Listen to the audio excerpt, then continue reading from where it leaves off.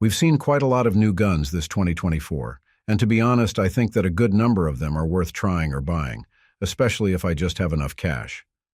But did you know that a few of them are actually selling fast ever since they were introduced? Curious? Come, let me give you a rundown.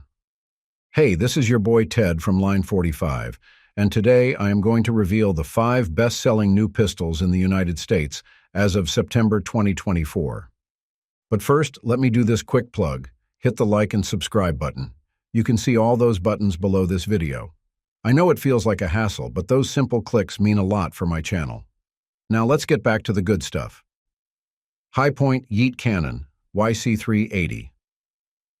Hi-Point Firearms is regarded as a mass producer of affordable yet decently performing semi-auto handguns. And this year, the company surprised us by launching the Yeet Cannon, or the YC380. Essentially, the YC380 is the yeeted model of the CF380 pistol of Hi-Point and is a quick follow-up to the success of the 9mm YC9. Why is it yeeted, you ask? Well, the gun boasts an extended threaded barrel with a 1/2 by 28 TPI pattern, and with a threaded barrel, it's easy for the gun to accept many aftermarket muzzle devices and suppressors.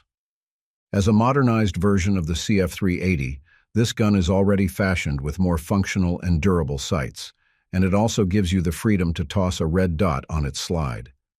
Its front sight, in particular, has a dovetail, which is pretty much a standard for Glock pattern sights. Capacity-wise, this gun holds more rounds than its predecessors, which isn't surprising since it uses a double-stack, single-fed magazine that holds 10 rounds. And keep in mind that both the YC380 and CF380 share the same height, so that gives you a glimpse of the innovation implemented on the Yeet Cannon. But despite the improvements in its design, I am quite happy that Hi-Point decided to retain its rear beaver tail safety lever.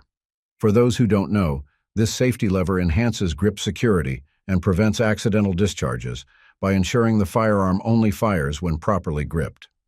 At the same time, it should be able to protect your hands from slide bites during recoil. The Yeet Cannon only costs less than $300, so basically, it's within anyone's grasp.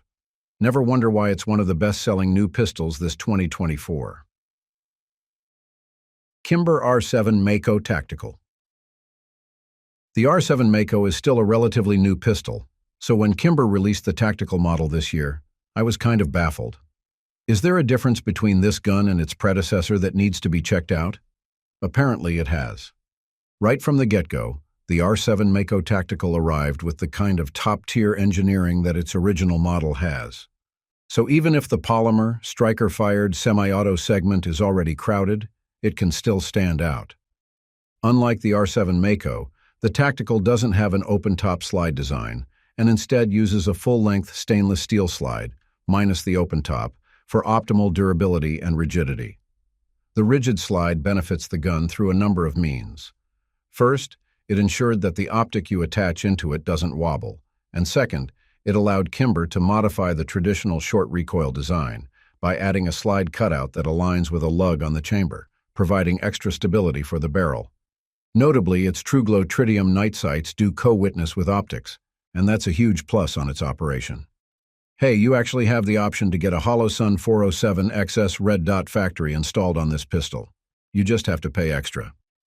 The R7 Mako Tactical has a polymer grip module that comes with micro-texturing on the front, sides, and rear. This texturing also stretches beyond the chamber on both sides of R7 Mako. Handling this gun is such a bliss, thanks to its undercut trigger guard, beaver tail, that prevents slide bites, and slight palm swell on both sides of its grip. I am a huge fan of its recessed ambidextrous release and slide stop, as they keep the gun low profile.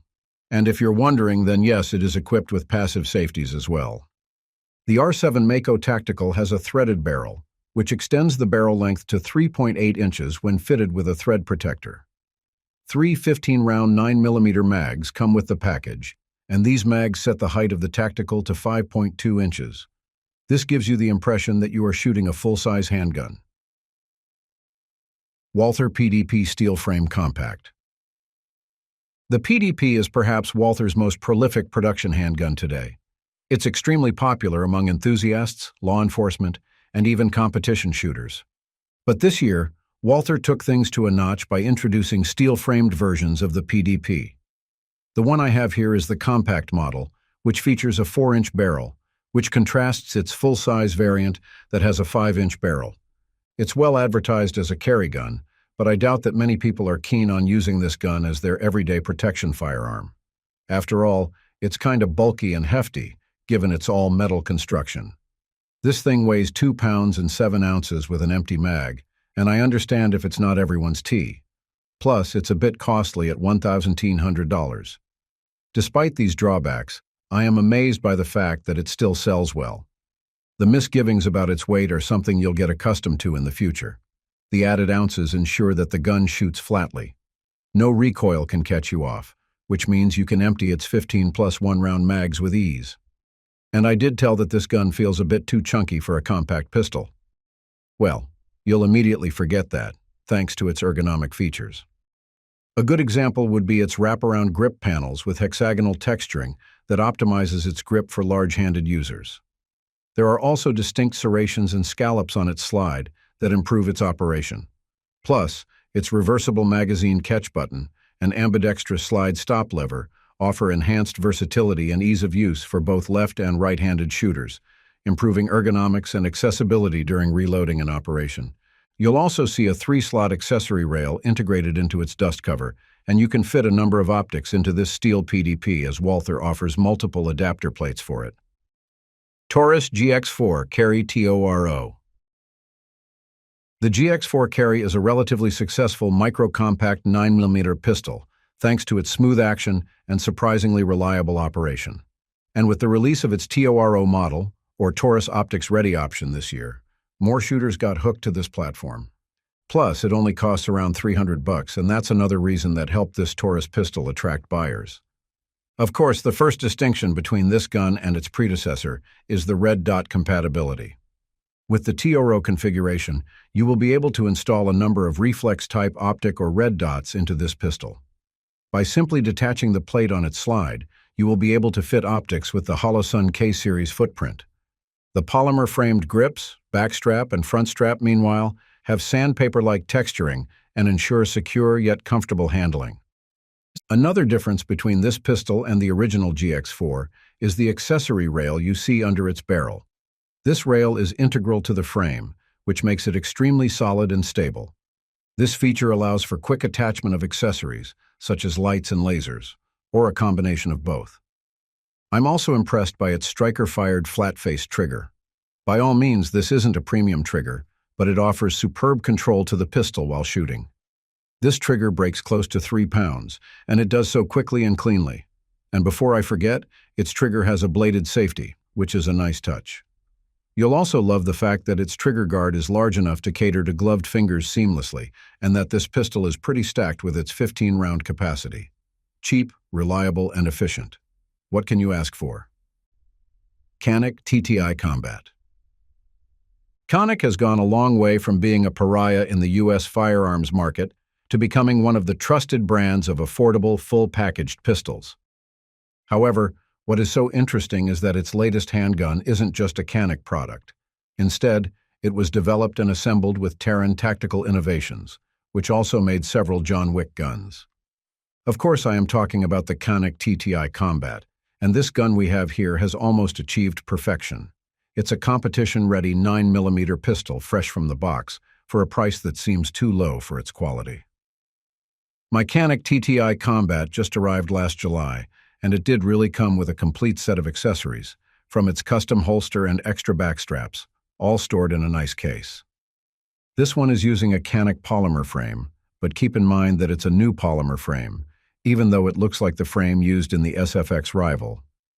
This frame is ultra-rugged and lightweight at the same time, and while others think that it should have used a steel frame, the polymer frame made the TTI Combat a fast and highly maneuverable shooter.